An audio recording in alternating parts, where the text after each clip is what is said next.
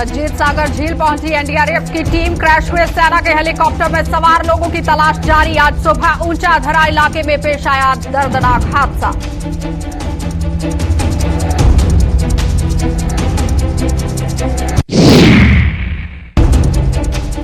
मारा गया पाकिस्तानी आतंकी बाबर अली। 24 जुलाई को सुरक्षा बलों के घेरे से हुआ था फरार।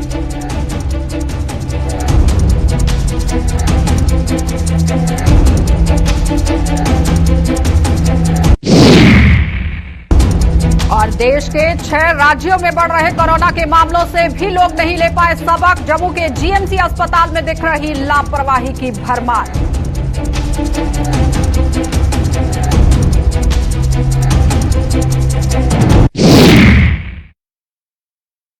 नमस्कार, बुलेटिन में आपका स्वागत है। मैं हूं आपके साथ आशा सरमाल। चलिए शुरुआत करते हैं बुलेटिन की इस वक्त की बड़ी खबर से शुरुआत करेंगे। आपको बताते चले कठुआ से बड़ी खबर और अपडेट देखने को मिल रही है, जहां पर रंजीत सागर झील पहुंची है एनडीआरएफ की टीम और क्रैश हुए सेना के हेलीकॉप्टर में सवार लोगों की तलाश जारी कर दी गई है। आज सुबह ऊंचा धरा इलाके में दर्दनाक हादसा पेश आया था।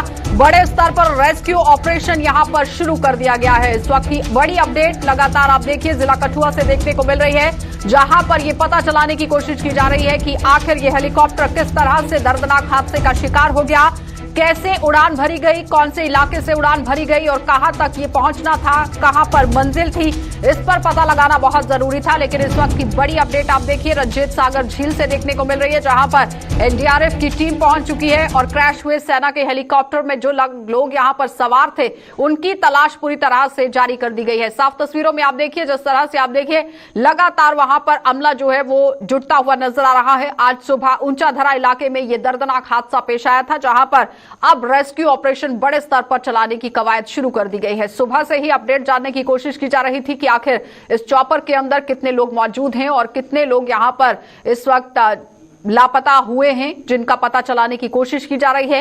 कितनी सफलता मिली है यह जानना बहुत जरूरी है। इस वक्त की बड़ी अपडेट आपको जिला कठुआ से दिखा रहे हैं, जहां पर एनडीआरएफ की टीम तो पहुंच चुकी है, लेकिन अभी तक रेस्क्यू ऑपरेशन में किस तरह से कामयाबी हासिल हुई है या नहीं, इस पर जानकारी लेना बहुत जरूरी है। और साथ ही आप ये भी देखिए कि क्रैश हुए सेना के हेलीकॉप्टर में तलाश की जा रही है जो लोग यहां पर लापता हुए हैं। और आज सुबह ऊंचा धरा इलाके में यह बड़ा हादसा पेश आया था रंजीत सागर डैम के अंदर। आप देखिए किस तरह से एक हादसा जो है वो हुआ है, लेकिन अभी तक की क्या कुछ अपडेट है। सरबजीत हमारे संवाददाता हमारे साथ जुड़ चुके हैं। सरबजीत, क्या कुछ अपडेट है, क्या कुछ पता चल पाया है?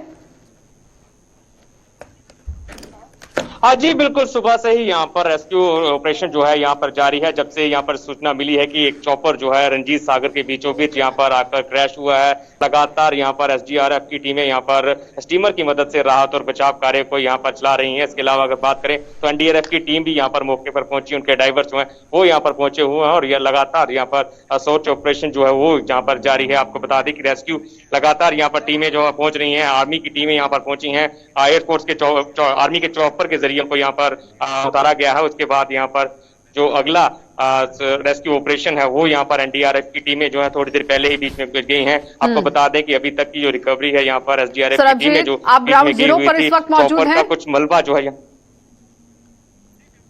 जी बिल्कुल, मैं इस वक्त ग्राउंड जीरो पर ही मौजूद हूं। दिखाइए जरा दर्शकों को कहां पर रेस्क्यू ऑपरेशन चल रहा है और कहां तक पहुंचा है काम। जी बिल्कुल, मैं कुलदीप को कहूंगा कि अपने पीछे की तस्वीरें जो हो वो आपको दिखा पाए कि ये रंजीत सागर क्रैश हुआ है। यहाँ पर सीधे जो आप तस्वीरें जो आप स्क्रीन पर देख पा रहे हैं कि यही वो झील है जहाँ पर सुबह एक चॉपर जो आर्मी का सेना का चॉपर बताया जा रहा है जो इसमें बीच में आकर समा गया है। और यहाँ पर एसएसपी कठुआ खुद यहाँ पर मौके पर पहुंचे हुए हैं, पूरे इस रेस्क्यू ऑपरेशन की अगुवाई यहाँ पर कर रहे हैं। इसके अलावा सेना के बड़े अधिकारी यहाँ पर पहुंचे हुए हैं, क्योंकि ये इलाका जो है पंजाब और जम्मू कश्मीर की सीमा से सटा हुआ इलाका है। पंजाब पुलिस के अधिकारी भी यहाँ पर सरबजीत, ये बताइए कि कुछ जानकारी हासिल हुई है अभी आला अधिकारियों की तरफ से कि ये चॉपर में कितने लोग मौजूद थे, सवार थे और किस वजह से उड़ान भरी गई थी? जी, सेना के अधिकारियों से बात करने की कोशिश की है, लेकिन अभी तक उन्होंने कुछ नहीं बताया। लेकिन एसएसपी कठुआ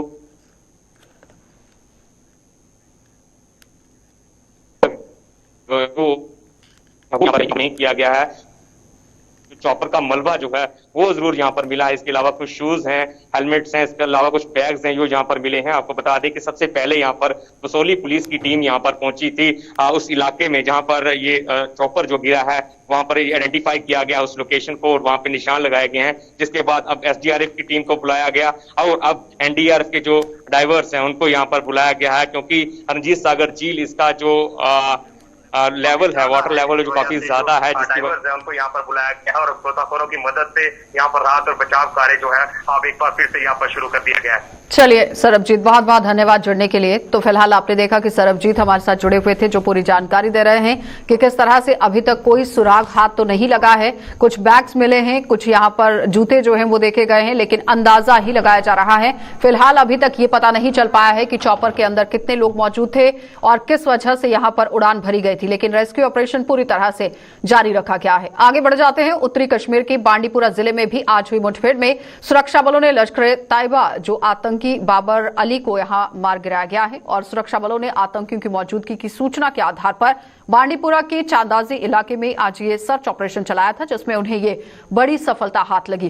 तो पुलिस के मुताबिक मारा गया आतंकी बाबर अली आतंकियों के उसी ग्रुप का हिस्सा था जिसे 24 जुलाई को बांडीपुरा के शोकाबा जंगलों में मार गिराया गया था। बाबर अली पाकिस्तान के पंजाब प्रांत के उगाड़ा जिले का निवासी था और शोकाबा मुठभेड़ के दौरान फरार होने के बाद से ही सुरक्षा बल उसे लगातार ट्रैक कर रहे थे। आपको यह भी बताते चलें कि 24 जुलाई को शोकाबा जंगलों में हुई मुठभेड़ में सुरक्षा बलों ने लश्कर आतंकी जो कि सारिक अल्ताफ बाबा है उसके साथ ही यहां 3 आतंकियों को मार गिराया गया था। इससे पहले आज सुबह बांडीपुरा पुलिस, सेना की 26 असम और सीआरपीएफ ने बांडीपुरा के चांदाजी इलाके में कॉर्डन एंड सर्च ऑपरेशन चलाया था और इसी दौरान वहां छिपे आतंकियों ने गोलाबारी शुरू कर दी थी और सुरक्षा बलों की जवाबी कार्रवाई में बाबर अली मारा गया।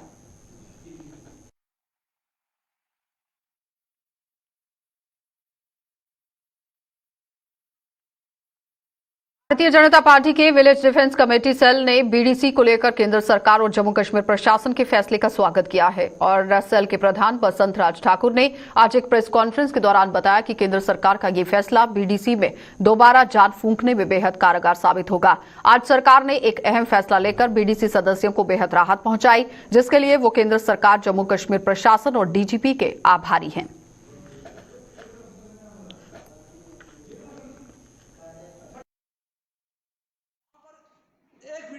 जम्मू कश्मीर के अंदर आपने देखा होगा बार बार ये बीडीसी का मसला काफी यानी कि छाया रहा, क्योंकि इनके तनख्वाहों का मसला था या कोई एसपीओ जब किसी बीडीसी से टर्मिनेट होता था या कोई मर जाता था उसको 10 साल से किसी को लगा नहीं रहे थे। आज भारत की सरकार ने और जम्मू कश्मीर हाईकमान बीजेपी ने जिस तरीके से फैसला करवाया है, इसका मैं शुक्रिया अदा भी करता हूँ भारत सरकार का भी और जम्मू कश्मीर के एलजी साहब का और डीजीपी का, क्योंकि ये बहुत ही अच्छा फैसला किया कि दोबारा बीडीसी कॉन्स्टिट्यूट की जा रही है। क्योंकि बीडीसी काफी देर से हमको ये लग रहा था कि बीडीसी कहीं खत्म न हो जाए, ऐसा लग रहा था, मगर आज जब दोबारा फैसला हुआ दोबारा बीडीसी बनेगी। तो बीडीसी की काफी जरूरत है जम्मू कश्मीर के अंदर, खास करके हमारे उन पहाड़ों में, चाहे वो डोडा डिस्ट्रिक्ट है, किश्तवाड़ है, रामबन है, रियासी है, या उधमपुर की पहाड़ियां हैं, या कठुआ की पहाड़ियां हैं और या बड़ी बसोली का एरिया है, उनमें बीडीसी की काफी जरूरत है। इन लोगों ने बहुत अच्छा काम किया है, क्योंकि इन लोगों ने बहुत ही अच्छा काम किया, साथ में भाईचारा भी बनाया रखा है, क्योंकि हालात बहुत खराब थे। वो मैं बार बार बोलता हूँ, बोलने की जरूरत नहीं है, क्योंकि बहुत सारी किलिंगें हुई है। तो कश्मीर में कुछ समुदायों पर कृषि योग्य जमीन की खरीद फरोख्त पर लगाई गई रोक का मामला तूल पकड़ता जा रहा है। महाजन, खत्री, सिख, जैन और अग्रवाल समाज ने एक मंच पर इकट्ठे होकर प्रशासन के इस फैसले की कड़ी निंदा की। इन समुदायों ने आज संयुक्त रूप से एक प्रेस कॉन्फ्रेंस कर प्रशासन को 15 दिनों की मोहलत देते हुए ये चेतावनी भी दी कि अगर इस अवधि में ये कानून रद्द नहीं किया गया तो ये सभी समुदाय सड़कों पर उतरने को मजबूर हो जाएंगे। इन समुदायों ने विधानसभा चुनावों में 50 सीटें हासिल करने के दावे करने वाली भाजपा को चेताया कि अगर वो ऐसे कानून वजूद में लाती रही तो उसके लिए 5 सीटें हासिल करना भी मुश्किल हो जाएगा।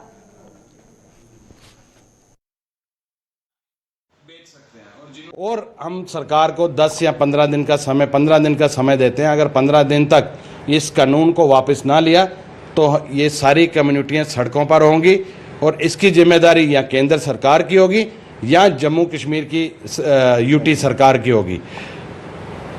अभी 2 दिन पहले हमारे रविंदर रैना जी, जो कि भारतीय जनता पार्टी के प्रेसिडेंट हैं, उन्होंने एक नारा लगाया है कि हम 50 से ज़्यादा सीटें लेके अगली बार जम्मू कश्मीर में जीतेंगे। अगर आप इसी प्रकार के कानून बनाते रहे रविंद्र रैना जी, तो आपको 5वीं सीटें नहीं मिलेंगी जम्मू कश्मीर के अंदर से, क्योंकि जम्मू के अंदर महाजन, खत्री समाज, अग्रवाल समाज, जैनी समाज और सिख समाज, ये सबसे ज्यादा कम्युनिटी है यहाँ पर। और एक भी अगर आपको सीट मिल गई तो मेरा नाम बता देना।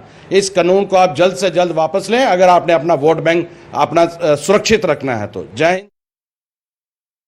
कोरोना महामारी से बचाव के लिए लोगों को बड़े बड़े भाषण देने वाले सियासी दल खुद कितने दूध के धुले हुए हैं, इसका जीता जागता सबूत आज जम्मू के मढ़ इलाके में देखने को मिला है। मढ़ में बहुजन समाज पार्टी के जिला जम्मू के कार्यकर्ताओं के सम्मेलन में आज प्रशासन द्वारा जारी किए गए एसओपीज की जमकर धज्जियां उड़ाई गई और इसे भी विडंबना ही कहा जाएगा कि पुलिस प्रशासन के भी अधिकारी को इस लापरवाही की भनक तक नहीं लगी। और सम्मेलन में दावत का इंतजाम भी किया गया था और यहां मौजूद हर एक शख्स कोरोना की तीसरी लहर को दावत देता हुआ नजर आया। तो दावत उड़ाने की चाह में यहां पहुंचे हुए सभी लोगों में से किसी ने भी मास्क पहनना गवारा नहीं समझा और पार्टी नेताओं से इस बात के बारे में जब जानकारी हासिल करने की कोशिश की गई तो वो बगले झांकते हुए नजर आए। उन्होंने एसओपीज पर लंबा चौड़ा भाषण यहां पर झाड़ डाला। तो साफ तस्वीरों में आप देखिए किस तरह से धज्जियां यहां पर एसओपीज की उड़ती हुई नजर आ रही हैं। ना 2 गज की दूरी रखी गई और ना ही मास्क पहने गए। तो कार्रवाई करना बहुत जरूरी। तो उसके लिए मेरी ये रिक्वेस्ट रहेगी सभी लोगों से कि जैसे जो है गवर्नमेंट की तरफ से जो भी एसओपी निकलती हैं उनका पूरा पालन किया जाए। उनका मास्क जहां पर भी जाएं, बाहर जाएं, मास्क पहन के जरूर जाएं और 2 गज की दूरी रखें, जैसे हमारे प्राइम मिनिस्टर साहब जो है बोलते हैं।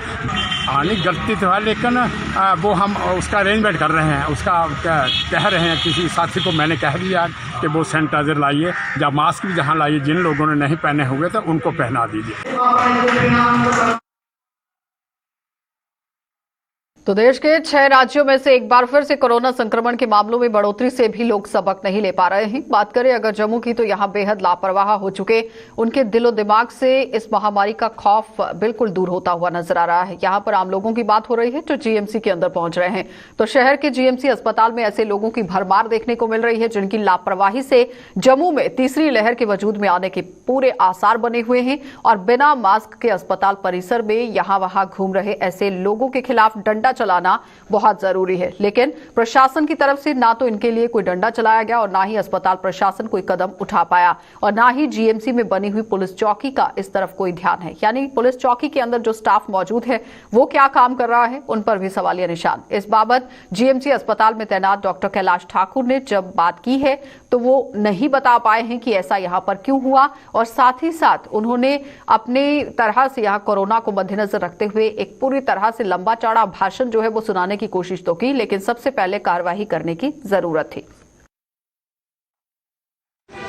कि जो भी एडवाइजरीज गवर्नमेंट ने इशू की है जिसमें मास्क पहनना, सोशल डिस्टेंसिंग का जो है पालन करना, हैंड हाइजीन को मेंटेन करना है और घर से बाहर नहीं निकलना है। ये एक वॉर लाइक सिचुएशन है, घर से बाहर हमें किसी भी कीमत पे नहीं निकलना है और अगर हमें नौकरी के सिलसिले में, अपने बिजनेस के सिलसिले में, अपनी जीविका कमाने के सिलसिले में बाहर निकलना हमारे लिए बहुत ज़रूरी है तो ये मास्क हमें पहन के ही रखना है। हमें सोशल डिस्टेंसिंग का पालना करना ही करना है और किसी भी कीमत पे हमें को अपने परिवार के साथ हिल स्टेशन पे घूमने के लिए या किसी सोशल गैदरिंग में जाना, ग्रुप करना, ये चीज़ों को किसी भी कीमत पे हमें जो है अलो नहीं करना चाहिए। और अगर ऐसी चीज़ें जैसे हम पिछले काफ़ी देर से जम्मू कश्मीर में भी देख रहे हैं कि हिल स्टेशंस पे सारे होटल्स जो हैं वो फुल हैं, लोग जो है मास्क कोई भी नहीं पहन रहा है, बाज़ारों में इतना रश है, मॉल्स में इतना रश है, तो किसी एक इंसान ने भी मास्क नहीं पहना है। तो अगर ऐसी सिचुएशन चलती रही तो आने वाले दिनों में हमारे लिए भी काफ़ी डिफ़िकल्ट होने वाला है।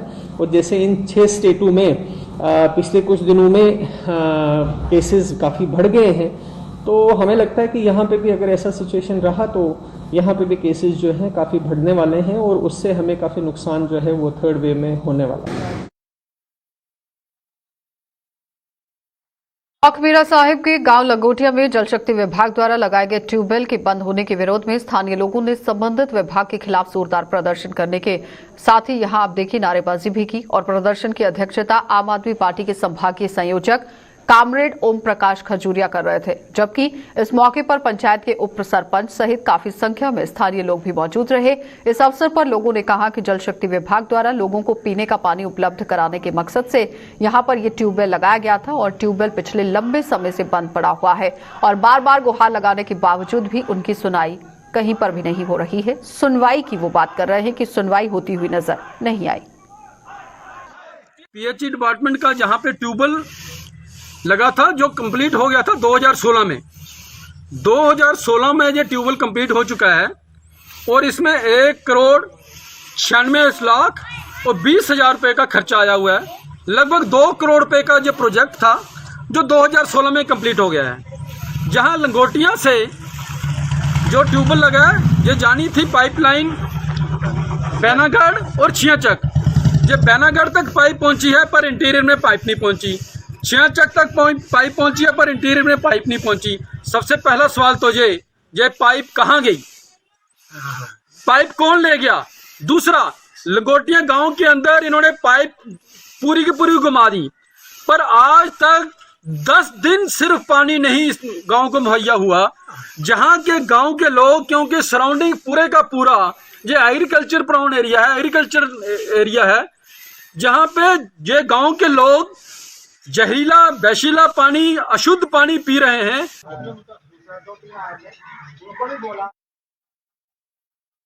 डोडा जिले की सब डिवीजन भद्रवाह को जिले का दर्जा देने की मांग जोर पकड़ने लगी है। भद्रवाह के लोगों का कहना है कि उन्हें छोटे छोटे मुद्दों को हल करने के लिए सड़कों पर उतरना पड़ रहा है और जरूरी कामकाज के लिए भी डोडा का रुख करना पड़ रहा है। एक मामूली सा हस्ताक्षर यहां पर हासिल करने के लिए उन्हें जेब से पैसे खर्च करने पड़ रहे हैं और डोडा जाना पड़ रहा है, जिसे किसी भी सूरत में सही नहीं ठहराया जा सकता।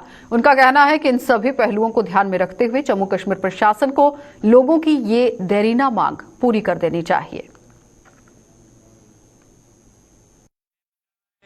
इस भद्रवाह कॉन्स्टिट्यूंसी में है, सिर्फ यहाँ पे डीसी बिठाने की जरूरत है। और हमारे साथ काफी डिस्क्रिमिनेशन जो है साबका दौर में हुई है। जिस तरीके से हमारा चिंता, भालड़ा और अटखार था, उसको जो है नए एडमिनिस्ट्रेटिव यूनिट में ना तो तहसील का दर्जा दिया गया, ना इन इलाकों को ब्लॉक का दर्जा दिया गया। लेकिन आज हम समझते हैं कि आज सेंटर में यूनियन गवर्नमेंट जो है, वहां पे अगर प्राइम मिनिस्टर जो है वो काफी स्ट्रांग गवर्नमेंट आज जो है सेंटर के अंदर है और वो हमें जिला दे सकते हैं। और जिस तरीके से आज डिफरेंट एरियाज में, पंजाब में भी मनेर कोटला में जो है वहां की सरकार ने नया जिला बनाया, तो हम कहते हैं कि उसी तरह पे यहाँ की सरकार भी जो है इनिशिएटिव ले। काफी लॉन्ग पेंडिंग डिमांड है और भद्रवाह को फुल फ्लैश जिला जो है डिक्लेयर कर दिया जाए।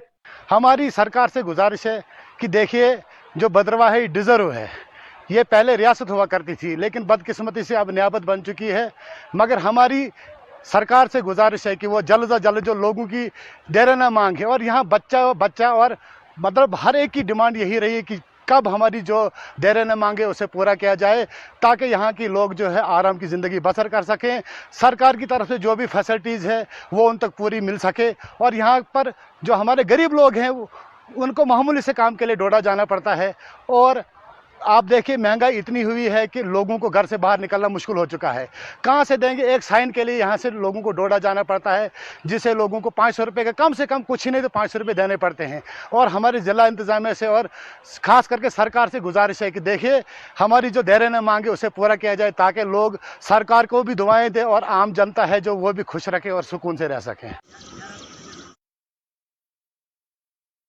पर्यावरण संरक्षण के लिए जारी मुहिम के तहत बरसात के इस मौसम में जगह जगह पेड़ लगाए जा रहे हैं। ये मौसम पेड़ पौधे लगाने के लिए बेहद उम्दा माना जाता है और यही वजह है कि आजकल जगह जगह पर आयोजित पौधारोपण अभियानों में लोग बढ़ चढ़कर भाग ले रहे हैं। इसी कड़ी में आज यहां अखनूर में सोशल फॉरेस्ट्री डिपार्टमेंट में डिग्री कॉलेज में कई पौधे लगाए गए और उसके साथ ही नगरोटा में भी ग्रीन जम्मू कश्मीर मुहिम के तहत सरपंच किशोर शर्मा और उनके सहयोगियों ने डिपार्टमेंट के सहयोग से पौधारोपण अभियान चलाकर पर्यावरण संरक्षण की मुहिम में अपना सहयोग दिया।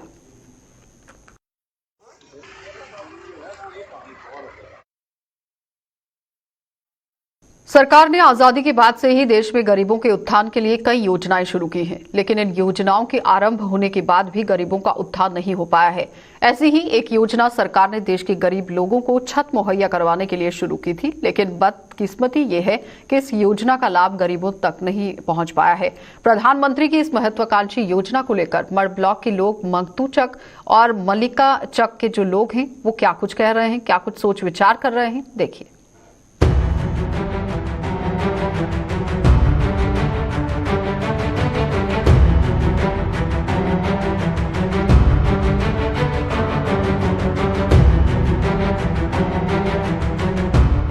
झोंपड़ियों में रहने को मजबूर ये हैं जम्मू के मड ब्लॉक के गांव मंगतू चक के लोग।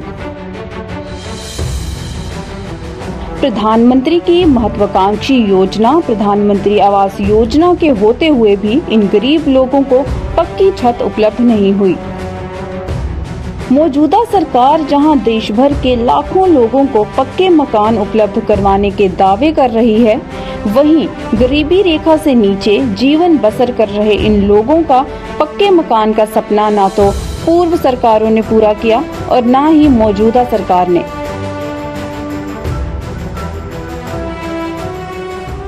असें बड़े बारी फार्म भरेआ, सानू कुसै ने दिक्खेआ इक बारी नहीं है, ठीक है। जिद्धर लोग लांदे असें उद्धर गै लग्गी जन्ने आं, सानू इक बारी नहीं पैसे मिले, ठीक है। निक्के निक्के बच्चे ने, ठीक है, कुसै मौके बी हटाई सकदे ने, ठीक है। और ग्रां दे लोग किन्नी मदद करङन, इ'यै आखन पर साढ़े घर रात रेही लाओ, साढ़े घर बरखा खंजाई लाओ, इ'यै करी सकदे ना, और कुछ तो नहीं ना कर सकदे। इन लोगों का आरोप है कि सरकार की इन योजनाओं का लाभ असर रसूख वाले ही उठा रहे हैं। गरीबी रेखा से नीचे रहने वाले लोग इन योजनाओं का लाभ लेने के लिए सरकारी दफ्तरों के चक्कर ही काटते नजर आते हैं। इन लोगों के मुताबिक वो कई बार इस योजना का लाभ लेने के लिए ये लोग फॉर्म भी भर चुके हैं, लेकिन हर बार बाजी असर रसूखदार ही मार जाते हैं और उनके हाथ केवल निराशा ही लगती है। किन्ने बारी फार्म देते, 3-4 बारी फार्म देते, कुछ नहीं बनया। जिंदे जो अग्गे होंदे ना उंदा सब कुछ बनदा, जेड़े अग्गे बेचारे नहीं चलने वाले, नहीं कुदै दिक्खे दा किश नहीं किश, जिसलै डिग्गी पौंदे कुदै जाने थारा भी नहीं, कोई तो कोई होना चाहिए, कोई जेह्ड़ा लड़ फड़िए बंदा अग्गे चले। कोई भी नहीं ऐसा, साढ़े वोट लैन आंदे ना, चलो जी वोट दिओ, तुंदा ए बनागे फिर बाद च कोई पुछदा भी नहीं है। बारिश जहां बाकी लोगों के लिए राहत बनकर आती है, वहीं इन लोगों के लिए बारिश आफत बन जाती है। पक्का छत न होने के कारण बारिश का पानी इन लोगों की झोंपड़ियों में घुस जाता है और ये लोग खाने और सोने से भी वंचित हो जाते हैं। बड़े बड़े फार्म भरे हैं, कोई सारी गौरमेंट करदी नहीं किसी, अस कुल्ली च रौह्ने आं, असें परेशानी बड़ी होंदी है। असें इ'यां बेर ने गुस्सा होइयै कपड़े कुपड़े सिज्जी जंदे, सब किश सिज्जी जंदा, इ'यां बेर होने चुप्प करियै, नेईं रुट्टी खान पीन नहीं कोई किश नहीं होंदा, इ'यां टी वी होंदा, कदें बिस्तर गिल्ले होआ दे, सब किश गिल्ला होआ दा, इ'यां बेर होने आं, खोबा बड़ा होई जंदा ऐ, इ'यां बैठे रौह्ने आं। इन गरीब लोगों में कुछ महिलाएं ऐसी भी हैं जो बिल्कुल बेसहारा हैं। इनके सिर पर पति का साया भी नहीं है। इन महिलाओं के मकान गिर रहे हैं, लेकिन इन्हें सरकार की इस योजना का कोई लाभ नहीं मिल रहा। इन महिलाओं के मुताबिक बिना किसी सहारे उनके लिए बच्चों की परवरिश करना मुश्किल हो गया है। ऐसे हालत में घर बनाना उनके लिए अब असंभव सी बात हो गई है। हूँ अस कुसी फड़िए, कोदे कन्नै अस गल करिए, कोदे कन्नै करना, उप्परा कोठा डिग्गा दा, तुंदे आए दे गै इन्ना नुकसान होई गेआ मेरा, ते अग्गैं मतलब कि जे तुसें कुसी केह् करचै, असें हेठाइयै मरी जागे, अग्गें मेरा बंदा बी हैनी ऐ, 2 बच्चे ने मेरे छोटे छोटे, ते जिंदा बंदा नहीं है, जिंदा कोई पिच्छे किश कोई है गै नहीं, कोई जरिया, ते ना कोई ध्याड़ी ना कोई किश, ते अस कि'यां बनाई सकने आं? गौरमेंट साढ़ा साथ कि'यां दिंदी? गौरमेंट साथ बी उंदा दिंदी है जेह्ड़ा स्हेई अग्गै चले दा होऐ, जिंदा अग्गै गै बने दा होऐ, जिंदे 2 पक्के होने, इक कच्चा होऐ, उंदा चली जंदा। साढ़े है गै कच्चे ने, ते असें पक्के कुत्थूं बनाने? इन महिलाओं का आरोप है कि चुनावों के दौरान कई लोग आते हैं और कई आश्वासन देते हैं, लेकिन चुनावों के बाद कोई नजर नहीं आता। कोई भी नहीं ऐसा, साढ़े वोट लैन आंदे ना, चलो जी वोट दिओ, तुंदा ए बनागे फिर बाद च कोई पुछदा भी नहीं है, उन्हें पुछना सानू। गरीबी से जूझ रहे इन लोगों का आरोप है कि सरकार की ओर से ग्रामीण हलकों में शौचालयों का निर्माण किया गया, लेकिन उन्हें सरकार की इस योजना का भी लाभ नहीं मिला।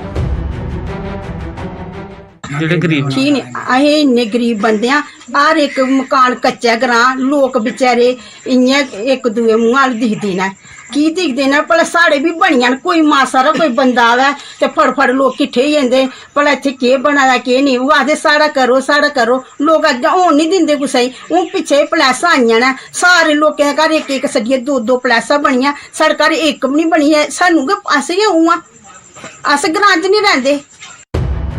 अक्सर ये देखा गया है कि सरकार द्वारा योजनाएं तो गरीब लोगों के लिए बनाई जाती हैं, लेकिन सरकार द्वारा इनकी जांच न होने के कारण इसका लाभ गरीबों के बजाय असूर रसूख वाले लोग उठाते हैं और गरीब हाथ मलते ही रख जाता है। मर से देसराज के साथ अश्विनी चंदेल की रिपोर्ट।